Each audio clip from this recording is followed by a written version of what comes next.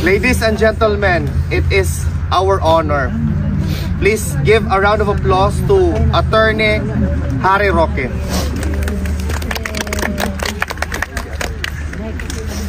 Magandang gabi po sa inyong lahat. At unang-una po, maraming salamat po. Dahil bagamat isang buwan nang nakalipas,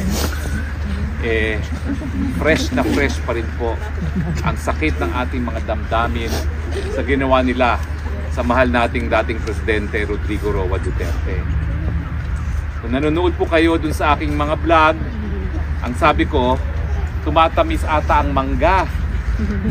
Dahil nakita naman natin kung anong nangyari sa Senado. Nadidetalye na kung paano nila pinagplanuhan taon ng binilang para makidnap at mawala bilang tinik sa kanilang mga plano na magkaroon na naman ng Marcos forever. Sabi nila, wag daw ako magpolitikal. Magdadasal na lang ako mamaya. Mabawi ang political na sasabihin.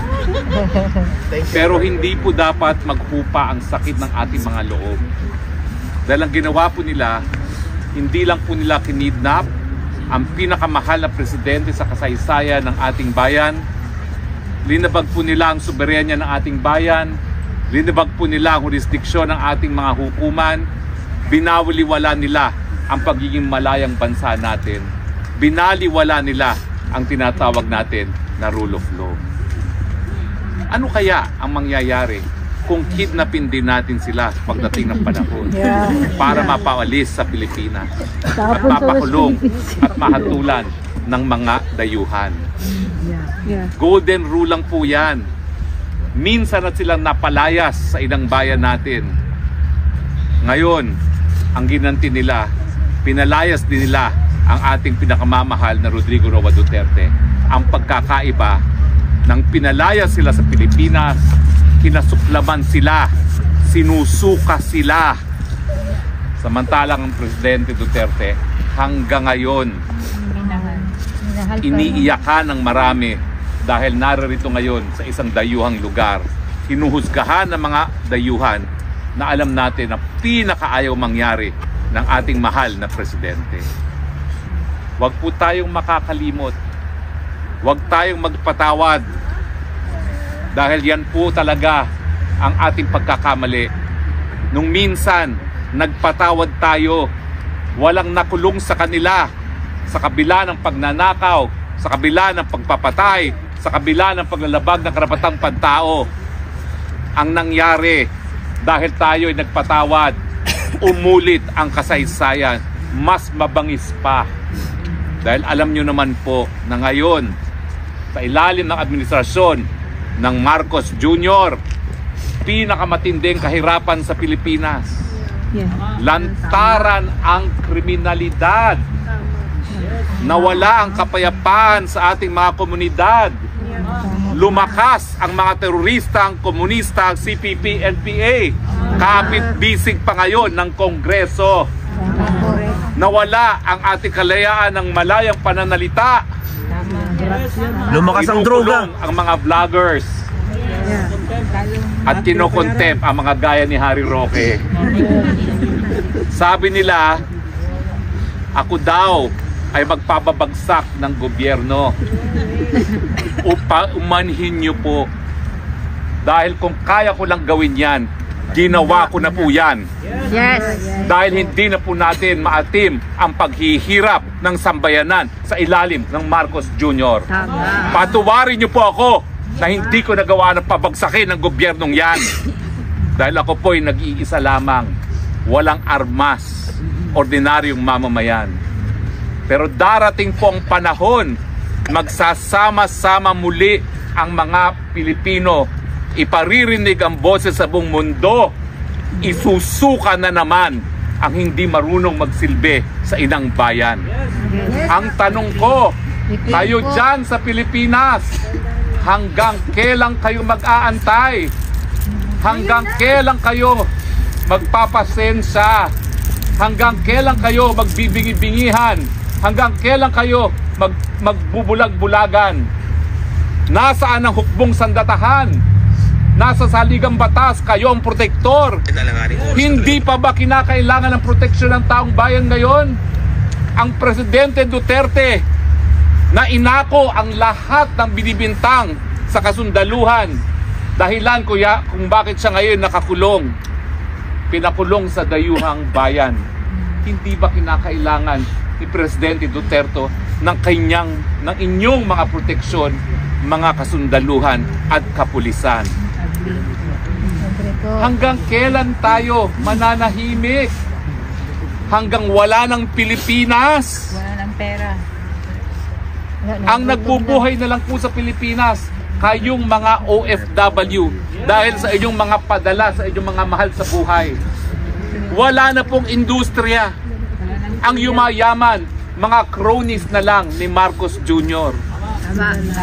Hanggang kailan tayo mananahimik? Ngayon na.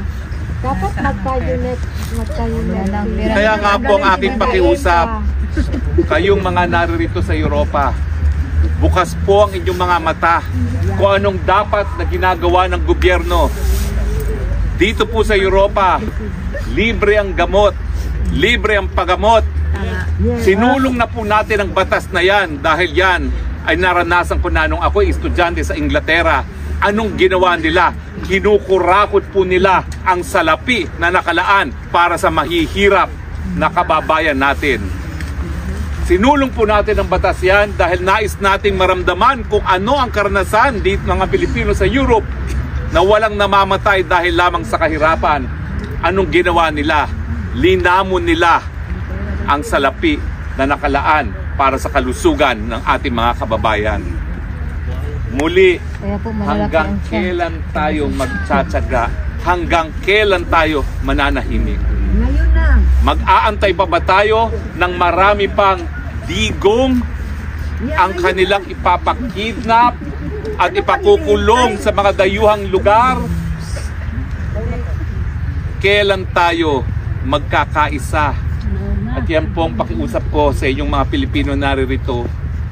Kayo ang dapat magdala ng mabuting balita na posible na ang gobyerno manilbihan sa taong bayan, na posible ang buwis na galing sa ating pawis at sa hirap po pwedeng magbigay ng libreng gamot at paggamot, libreng edukasyon at hindi napupunta sa mga bulsa ng mga kurakot ng mga buhaya.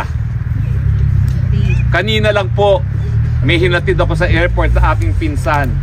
Meron daw congressman na mimili ng 2 bahay sa Vancouver dahil ang dami raw perang binigay ni Tambaluslos kapalit ng impeachment ni BP Sara.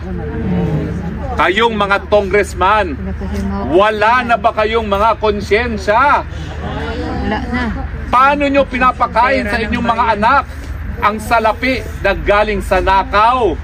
Ngayon na, pababain si BBM.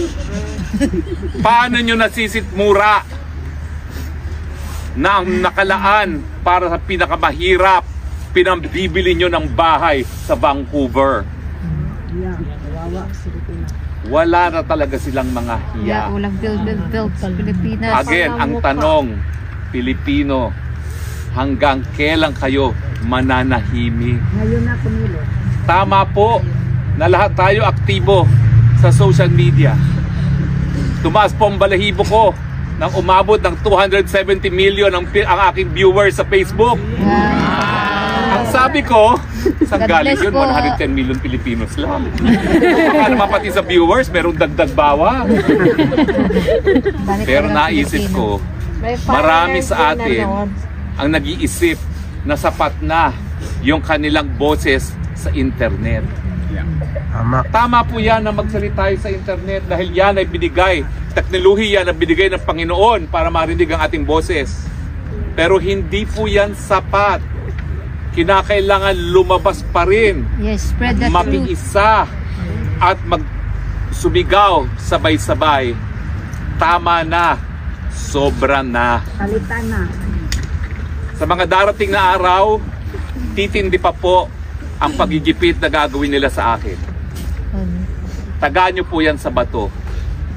Lalong-lalo na na binigyan nila ako ng dangal nang ako'y pagbintangan na ako daw ang nagkalat ng pulboronic video. Sana nga po, pwede kong tanggapin yung dangal na yan. Dahil ang pulboronic video po ang nagbigay patunay sa matagal nang sinasabi ni Tatay Digong na matagal na niyang alam na gumagamit ng pinagbabawal na droga ang Marcos Jr. Pero ano po nangyari sa pulboronic Ito pala video? kasi nag-react siya. Wala lang. Alam namin, gumagamit siya. Wala lang.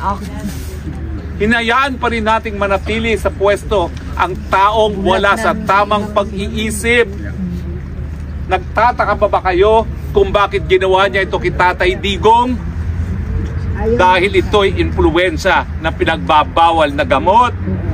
Sinong nasa tamang pag-iisip ang magbibigay ng kapwa Pilipino para husgahan ng mga dayuhan para sa mga krimen na nangyari sa Pilipinas? Normal na Yung sila. pulboronic video po ang talagang nagpaniwala sa marami sa atin na wala siya sa tamang pag-iisip. Wala Pero na. anong nangyari? Wala lang. Siguro nga, bangag siya. Wala lang. Tinanggap. Wala na ang kaluluwa. Bakit nyo tinatanggap ng presidente na may kapangyarihan na kaladkarin tayo sa gera na wala naman tayo kinalaman ay wala sa tamang pag-iisip? Ay, winawarningan ako. Tumahimik na raw ako. Maraming salamat po. Nais ko pong batiin ang kapulisan ng mga taga-Holland. Hello! Hello! Taka yung tatlo na yon, ba't sila nadamay? Pwede na naman ako magsisigaw dito. Video naman. Pero anyway, dito po ako magtatagal. Kasi baka mamaya, hindi na tayo payagan dito. Pero ang tanong ko po, lalong-lalo na doon sa mga nasa Pilipinas, hanggang kailan kayo magtataga? 3 taon na lang! Itong buhay. Kaya 3 taon na lang! Antay ng 3 taon. Ayun ang pinaka-proper! Meron pa tayong Pilipinas. Sa 3 taon. Wala na. Wala yung pera. Mag-aantay pa ba tayo? Pumuputi ng ating buhok. Kung nagawa na natin 2 beses yan sa kasaysayan natin, bakit hindi nangyayari ngayon? Ngayon na. Kumilos. Pwede din! Wala pong krimen akong sinasabi dahil nakasaad sa saligang batas ng people power ay kabahagi ng ating kasaysayan. Tama! So, ibalik ulit. Kami po sumusunod sa batas. Ang nais po namin, mapapayapang paraan, bagat alaman po namin na ang sagot ng gobyerno hindi na po dinadaan sa mapapayapang paraan. Dinadaan sa kidnapping, dinadaan sa tanim kaso, dinadaan sa pandarambong. Well, gaya na aking pangako, hindi na ako magtatagal. Dahil baka wala na raw tayong permit sa susunod. Pero maraming salamat po. Ang aking panawagan, hanggang kailan, Pilipinas, ang inyong pasensya? Tama na. Sobra na. Magandang gabi po sa inyo. Bigyan na ng period. Alright, thank you!